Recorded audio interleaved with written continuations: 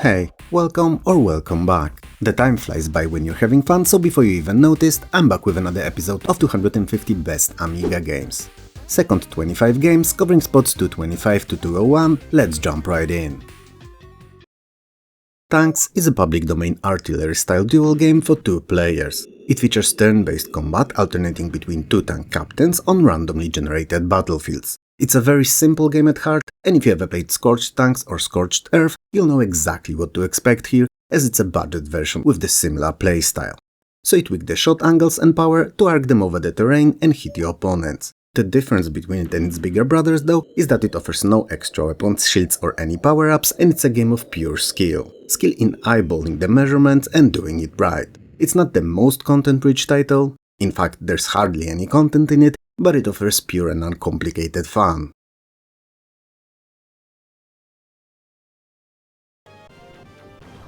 Agony is a horizontally scrolling shoot-em-up in which you play as a druid that transformed into an owl and spreads his avian death and destruction all around. Swapping traditional for the genre spaceships for fantasy was the right call, as Agony is a tour de force when it comes to presentation. It's easily one of the most beautiful and stylistically consistent shooters on the Amiga and is often used to show off system's capabilities. You flap your wings through richly illustrated landscapes from moonlit mountains to shimmering seas, and all of it is just gorgeous. Don't let the looks of Agony fool you though, it's a truly demanding title that will test your reflexes and skill alike. I give it 8 out of 10 hoots. Well, I wasn't planning on scoring them, but here we go, I somehow ended up doing it anyway.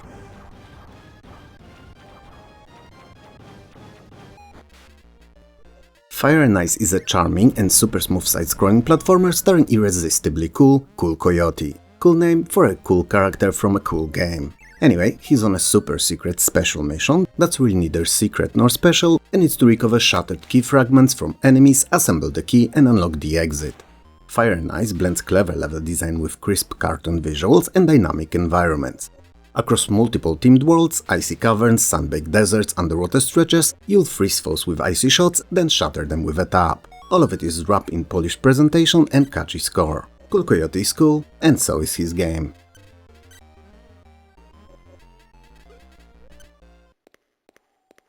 World of Alien Breed 3D is truly claustrophobic. And I'm not even talking the narrow corridors full of slimy enemies and thick with pixelated menace atmosphere. I also mean the gameplay window that's on most compatible systems, taking a fraction of the screen only. Alien Breed 3D was one of Amiga's boldest forays into the Doom craze. It mixes first-person gameplay with its own series' lore and does it with an eerie flair. You play a lone trooper battling through space station overrun by alien nasties and do the very same thing you did in every other Alien Breed game. It's dark, it's grim, it's tense, it's straight up fun. And if you can overlook the small gameplay window, chunky pixels and rather high hardware requirements, it can be your next fave Amiga FPS.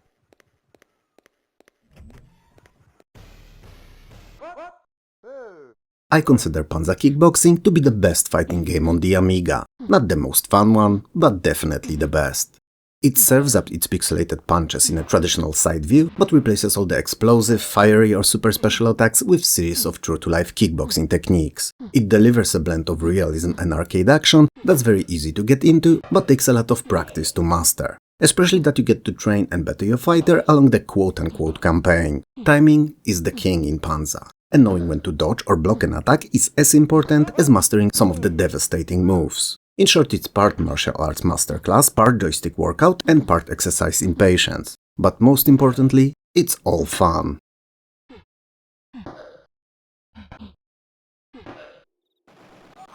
Fodder 2 is a sequel to the first game, and it's also a squad-based action wargame in which you control units made out of tiny soldiers through a series of increasingly tricky operations, armed with grenades, rocket launchers, rifles and a rather impressive bravery. Also great looks, but it's hard to tell from afar since they're only a few pixels in size. Trust me though, they are handsome. Fodder blends sharp arcade action with unexpectedly thoughtful commentary of futility of war. A commentary that many in today's world should really consider. Your squads of fresh-faced recruits advance through campaign-killing buddies, earning promotion ranks or, well, becoming the titular Cannon Fodder. It's an Amiga classic, and I love it.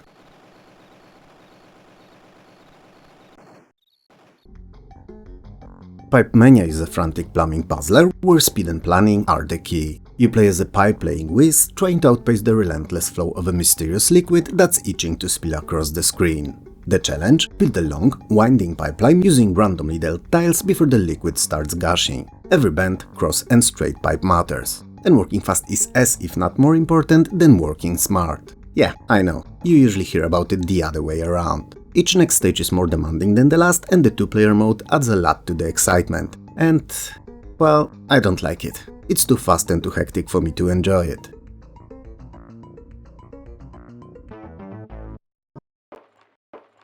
Battle chess turned the otherwise slow and methodic classical strategy into a theatrical medieval twist on classic chess. Well, not really, it didn't, but the clashes between pieces animated at high fidelity, with a lot of charm and humor behind them, made it really fun. And much more approachable for those who always wanted to try chess but felt a bit overwhelmed by it. I mean, watch knights joust, the queen cast spells and rook smash their foes in choreographed battle scenes. It just doesn't get old. Most importantly, however, battle chess is not just bling and fluff, and the underlying chess engine is actually quite decent and can really pose a challenge if you're not a seasoned chess player.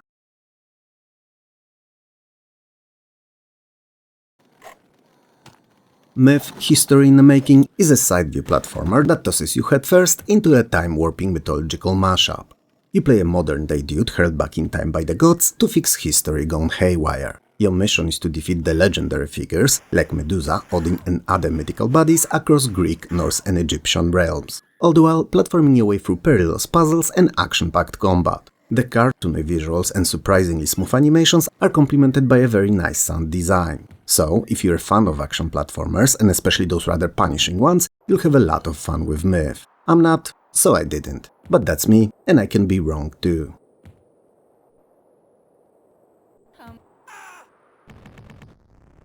Micro Machines on the Amiga is a racing gem that transforms breakfast tables, bathtubs and school desks into wild tracks for miniature mayhem. It features overhead view races, with toy cars, boats, helicopters and planes zipping through everyday settings like spilled Cheerios and pencil piles. It's charming, it's chaotic, it's hilariously unpredictable and most importantly, hella fun. Especially in two-player mode, where friendly rivalry often turns into true couch elbow wrestling matches. The graphics are clean and the sound design is appropriate to what the game is, but nothing's flashy or over the top. Micro Machines bet on gameplay first and foremost, and it was the right call, as its smooth controls and clever design made it surprisingly addictive.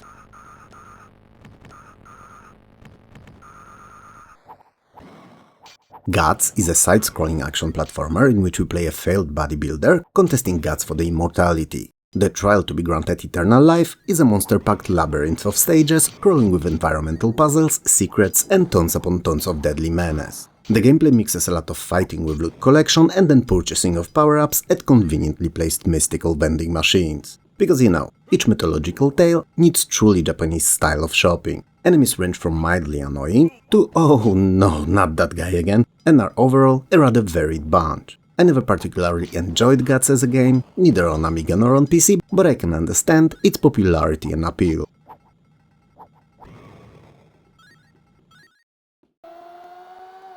Before Papyrus became a prominent name on the DOS racing scene, it raced on the Amiga. Its Indianapolis 500D simulation was true to its name. With its slick 3D vector graphics, realistic physics and absurdly detailed car setup system, it was the first true racing simulation on the Amiga. You could tweak dampers, fine-tune tire stagger and even hear your rivals closing in via ambient engine sounds. Papyrus included everything that would make your experience as realistic as it was possible, but also really fun. So you know, crashes too. Spectacular ones at that. Replays? You can bet your sweet ass that there are replays and they look very cinematic. And naturally post-race moments too. It was not just a game, it was an experience.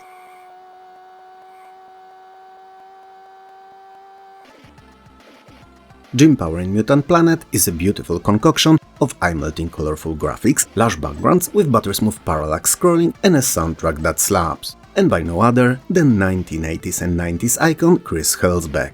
As you can pretty much figure out from the title, you play as Gym Power, a beefy hero with an endless supply of ammo and will to kill, dashing through alien-infested levels that look as if they were paintings of an acid trip-fueled dream. And your mission is just the best: to rescue the president's daughter from the clutches of evil mutants.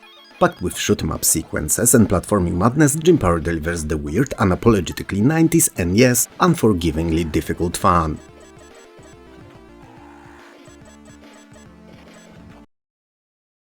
Escape from Colditz is a daring dash through one of World War II's most notorious POW camps. This isometric action-adventure plunges you into Colditz Castle, where you guide a group of Allied prisoners attempting the ultimate breakout. You know, like in the movies. Strategy and stealth are your best allies, as guards patrol like clockwork and every corridor risks a painful surprise from German soldiers. So you'll explore the maze-like fortress, collect helpful items, coordinate your team, avoid capture and eventually, well, figure out the perfect path to freedom. Or not, and you fail. But either way, you'll have a lot of fun.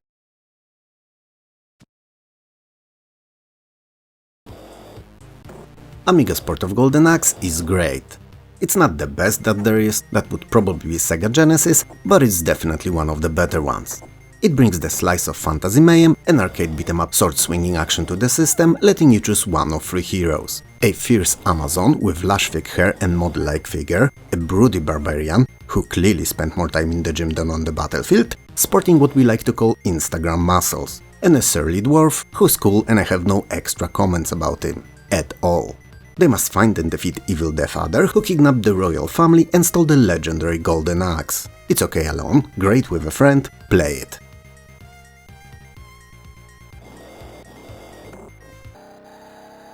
Lamborghini American Challenge is a souped-up sequel to Crazy Cars 3, wrapped in a flashy Italian car branding and turbocharged with two-player mode goodness. Developed by Titus Friends, this racer throws you behind the wheel of a fire-breathing Lambo, ready to tear across the states in a gritty coast-to-coast competition. Gameplay mixes arcade thrills with a dash of strategy. Upgrade your car, dodge speed traps and outmaneuver rivals to climb the ranks. It's part racing, part street hustle with dynamic weather, caps and rather fun rival system to keep you on your toes. It's a fantastic game to jump into when you're not racing Lotus and definitely worth your time.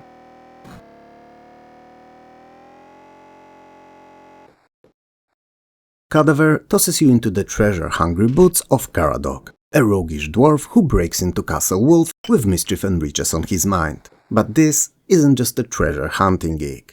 Deep within the castle's twisted halls lurks Dionysos, a corrupt sorcerer with nasty plans and flair for the malevolent magic. Cadaver is an isometric puzzle/adventure that features clever brain teasers, cryptic objects, alongside enemies that would love nothing more than to bash your head in. With stylish pixel art and melodic music, Cadaver is wrapped in a moody medieval aesthetic that oozes retro charm. The controls are a bit wonky, but that was something we were used to back then with those arcade isometric titles.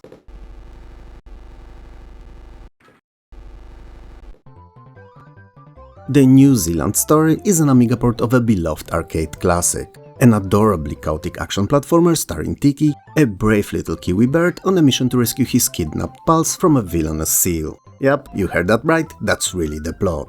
I used to love the Newzealand Story, and I still do in many ways, though I really suck at it now. These days, I mostly appreciate it for its catchy, upbeat music. It's a bright, charming and whimsical romp through scrolling levels packed with enemies, power-ups and quirky surprises. The Amiga version is infamous for its brutal respawn spots, but it still holds up as a demanding yet delightful platformer.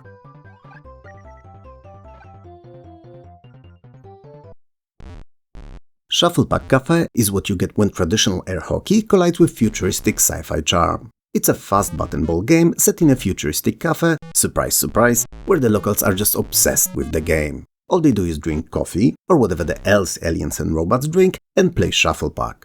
You face off against 8 wacky opponents, each with their own bizarre personality and playstyle, and climb the ranks to eventually face and beat the general, the best Shufflepuck player this side of Milky Way. It's a simple title that's just the right amount of weird to be fun palette cleaner between other, bigger and more content-packed games.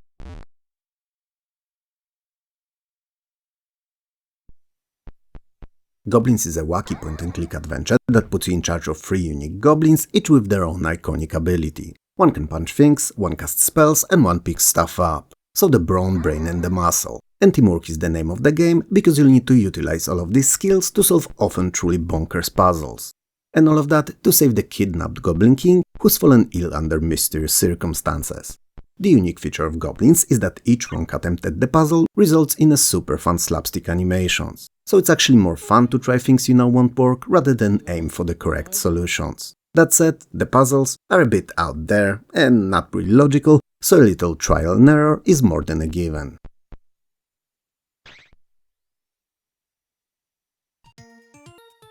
A magical mishap causes all the Wabbits to vanish into alternate worlds, so it's up to our duo, Wiz'n'Liz, who have to travel to whimsical worlds and rescue all the misplaced Wabbits. Just to be clear so that we're on the same page, they are not hunting Wabbits. Oh my god, not only the quotes cringe but also makes me feel so old. Anyway, the game is not about combat at all, it's all about speed, spell mixing and fruit-fueled minigames. Because everyone knows that wizards and witches love fruit. That's what keeps them young. Also terrible, awful necromancing spells, but mainly fruit. You know, vitamin C, B and all the other letters I can't recall now. Wiz'n'Liz is truly maddeningly fast, and if you add to it constantly ticking down timer, co-op gameplay and beautiful presentation, you've got a true hit on your hands.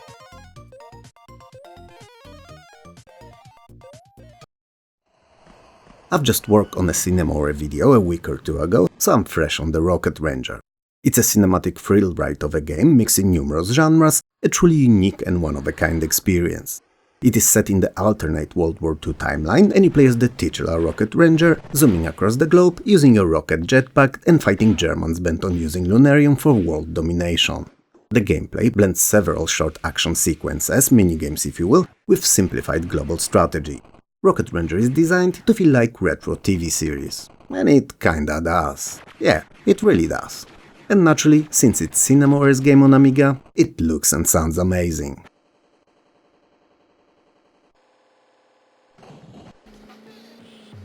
Buckle up folks, as we're about to jump into one of the best horse racing games on the Amiga. Wait a minute, I naturally meant karting games. Yep, that. Anyway, Xtrem3 Racing is Amiga's answer to Mario Kart. And sure, it's not quite as polished or feature-rich as Nintendo's classic, but let's be honest, what is? It's still a lot of fun if you can find someone to play it with. Or better yet, 3 of those someones for 4-player multiplayer mayhem. And if you happen to have a modem back then even 8. Though that's probably not working anymore. The plot? Well, it's less epic saga and more go fast and win stuff kind of affair. In tournament mode, you earn cash to upgrade your ride and dominate the leaderboard.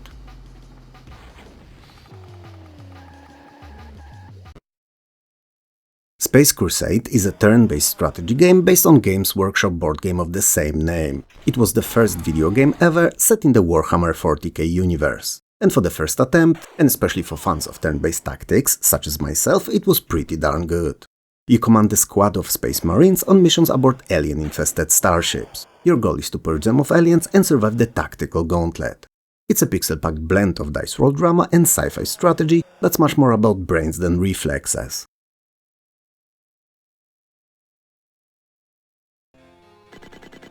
PP Hammer is the first game that I ever saw on the Amiga, and it wasn't even my Amiga. It was my, well, let's call him friend, though in the long run the states meant questionable, and he showed it to me when I came over. It looked way better than anything on my C64, and from that moment onward I knew I had to upgrade. Anyway, PP Hammer is a quirky puzzle platformer that plays like Indiana Jones if he moonlighted as a handyman.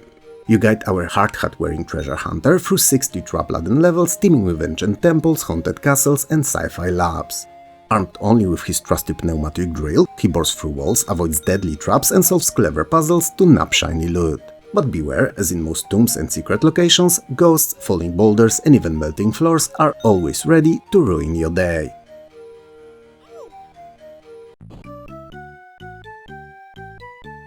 And that's a wrap. We've worked our way through another 25 games, slowly but surely getting closer and closer to the very top. Well, there's still 8 episodes to go, but we're moving ahead, that's unquestionable. Anyway, which of these games looked most fun or interesting to you? Or maybe you've played some of them? Let me know in the comments below. If you liked the video and would like to help the channel grow, I'd appreciate a like, sub and even better if you'd hit that bell. It will let you know of all uploads and YouTube that my channel's not crap. Thanks a lot for watching, take care of yourself and I'll talk to you soon.